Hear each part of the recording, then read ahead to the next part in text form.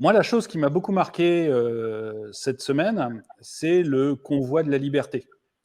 Le convoi de la liberté qui a commencé au Canada. Donc, j'en ai pas mal parlé sur ma chaîne, mais pour ceux qui n'ont pas suivi, il y a donc le gouvernement canadien a décidé d'obliger les chauffeurs routiers qui traversaient la frontière avec les USA à se vacciner pour pouvoir revenir au Canada.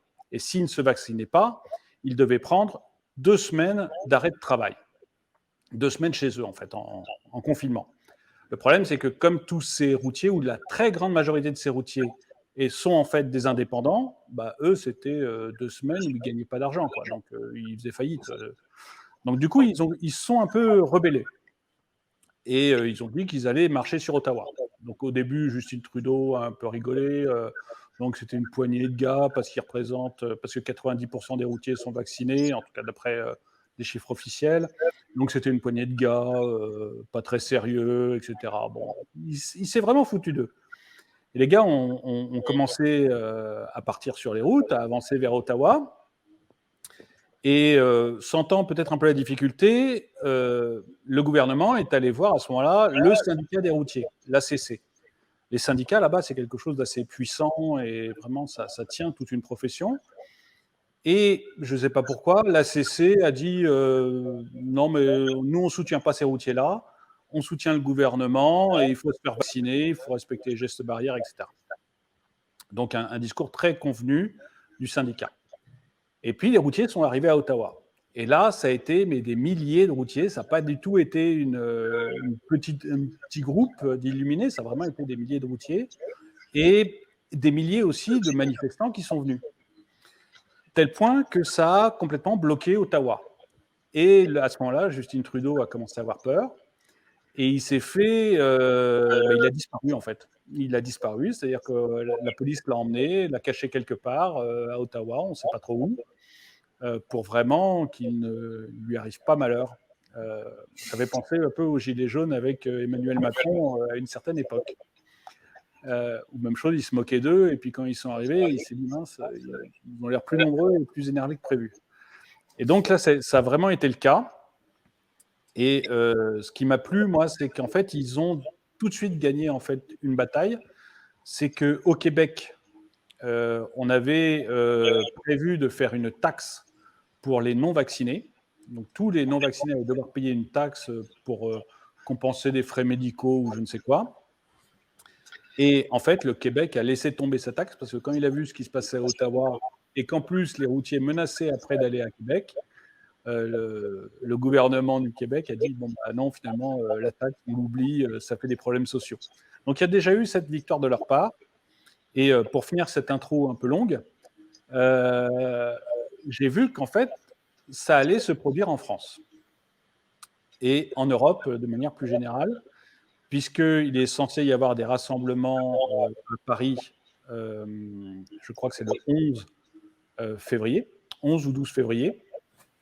Et ensuite, les convois devraient partir de Paris vers Bruxelles. Et il y a plusieurs convois qui partent d'un peu partout en Europe et qui se dirigent aussi vers Bruxelles pour manifester auprès de la Commission le fait qu'on n'est pas content. Et donc, je voulais savoir si toi, tu avais suivi ça et la réaction que tu avais vis-à-vis de ça. Alors, il y a beaucoup de choses à dire. Il y a beaucoup de choses à dire déjà sur la forme avant d'aller sur le fond et tenter quelques interprétations de tout ça. Sur la forme, effectivement, hein, tu l'as résumé de main de maître, magnifique résumé. Ce qui est intéressant, c'est que voilà, il y a ce mouvement qui naît, qui ressemble beaucoup aux Gilets jaunes, bien sûr. Et puis on a aussi, c'est de l'ordre de l'anecdotique, mais pas tant que ça. On a Justin Trudeau, effectivement, qui se fait exfiltrer. D'ailleurs, tu disais qu'il était à Ottawa, mais apparemment, c'est même pas sûr. Il y a eu une rumeur comme quoi il était aux États-Unis. Ouais. En vérité, on ne sait même pas finalement où il est actuellement. Mais ce qui est intéressant, c'est que quelques jours après l'annonce de son exfiltration, on nous a dit qu'il était positif au Covid-19.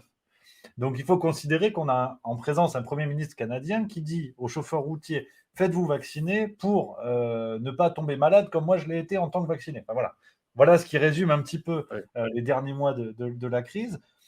Après, voilà, ça c'est pour l'anecdotique. Est-ce que ça va continuer à prendre de l'ampleur à travers le monde? Pourquoi pas? On peut l'appeler de nos voeux. Après, ça dépend les opinions, les avis de chacun.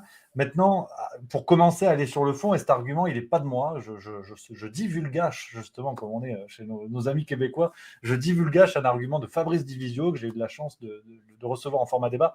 Et effectivement, l'argument est intéressant, parce que je lui posais un peu une question similaire, de lui dire, est-ce que l'espoir est de retour? Ça y est, on voit l'Espagne qui a parlé de maladies endémiques, on voit la Grande-Bretagne qui a levé toutes les mesures, on voit la Suisse, pas plus tard qu'hier, donc le 2 février, au moment où on enregistre, qui a dit qu'il considérait que ça y est, c'était peut-être bientôt la fin du pass vaccinal autour du 16-17 février.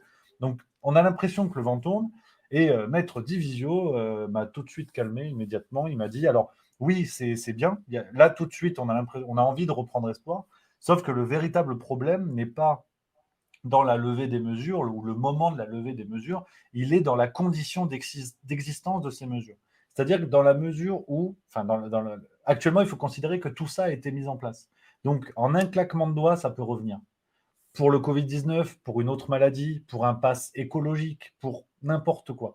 Les rouages sont en place. Les gouvernements ont montré, quasiment à tous les gouvernements à travers le monde, à quand même quelques exceptions près, heureusement, les gouvernements ont montré qu'ils étaient capables de faire ça, qu'ils étaient en mesure, en moins d'un an, quasiment, les premiers passes Israël, c'était ça faisait environ un an, en moins d'un an, ils étaient capables d'encadrer la population avec des outils numériques, et ça se faisait très bien, et les gens s'y pliaient. Donc, il a cassé l'ambiance, mais il faut quand même entendre cet argument. Effectivement, ce convoi de la liberté, c'est très intéressant, mais les pièces sont là. Et pour finir sur entre l'analyse de fond, plus ou moins,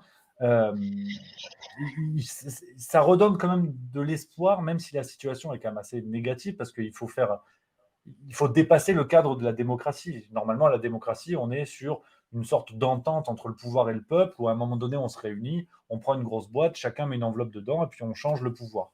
On avait trouvé à peu près cet équilibre pour que les gens ne sortent pas avec des pics et mettent la tête des puissants au bout des pics.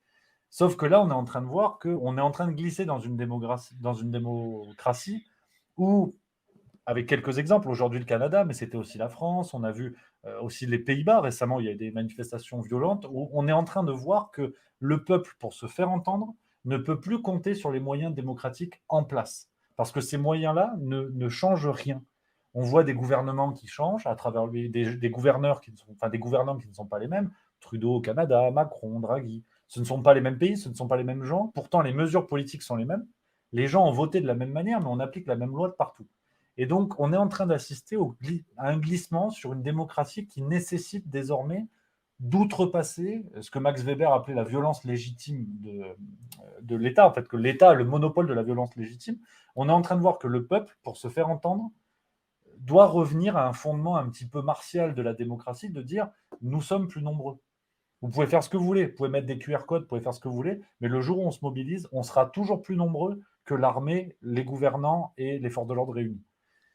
Et donc, est-ce que c'est positif ou pas? Je pense qu'il faut au moins se poser ces questions-là. Oui.